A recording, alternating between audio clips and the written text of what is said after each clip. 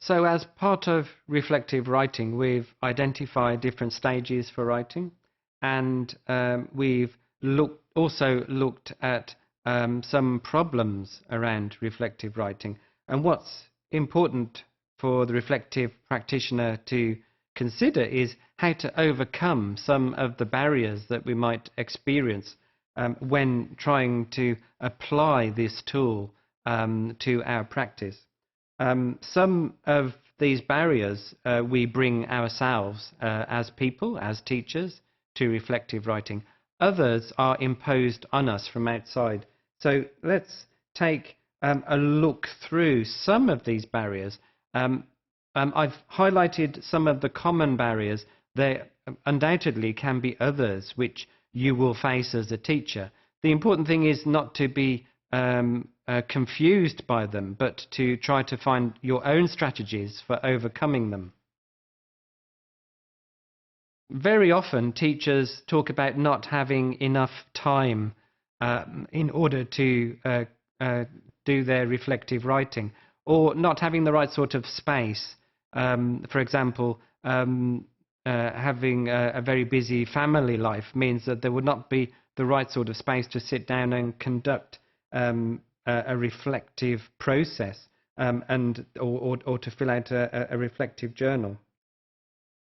So perhaps one strategy to use to overcome this would be to use your journey to and from work in order to complete a journal. If you're sitting in the back of a car, you could quickly make some notes. 20 minutes here and there, 10 minutes here and there could actually produce very big dividends for you as a reflective practitioner. Try to find any time that you can in order to do this.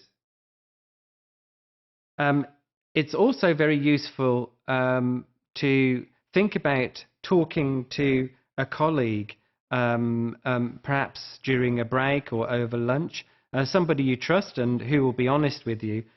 This can actually help you focus your thinking. So when you are doing your reflective writing, it'll be much quicker to do.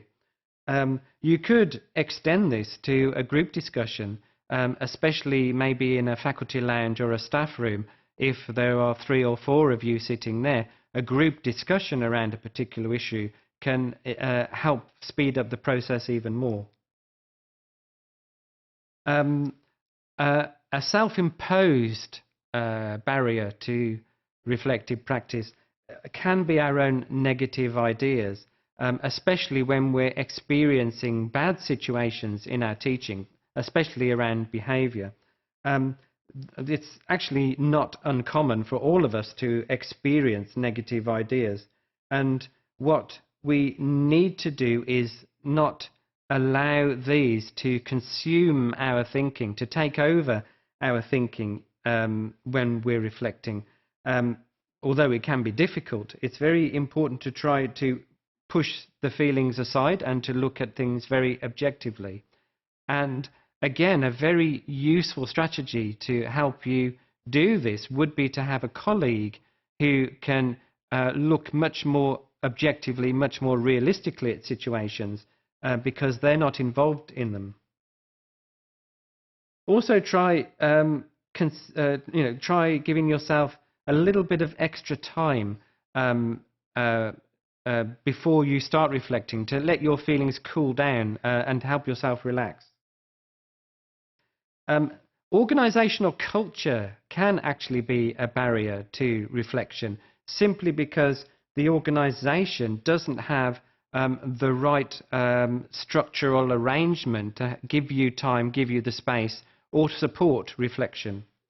And an important thing to do here is to realise that the reflective practice is a good tool to improve quality. So maybe it's worth talking to your organisation, talking to your manager, talking to the head of the school about having time for reflection, whether it's individual or group.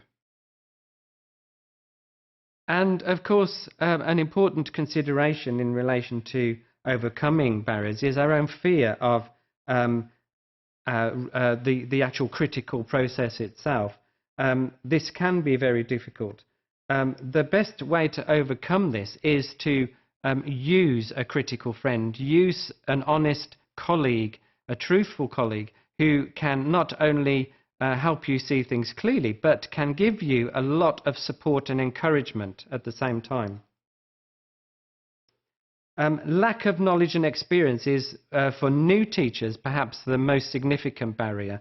The important thing I would say here is that what you need to do is to give yourself time to develop skills for reflective practice, and it will become easier as you grow as a professional. And don't see it as a success or failure process. It is very much about thinking. It's purely a thinking tool. It's not about being critical, being negative. It's about being reflective. So with reflective practice, you can see that there are a number of barriers which need to be overcome. And if you engage in reflective writing, you will have ample opportunity to overcome these barriers. And certainly as your career progresses, you'll see that happening. Some teachers actually can find the process of reflective writing quite scary, create some sort of anxiety. And this is quite normal as part of the reflective process and shouldn't be seen as a barrier.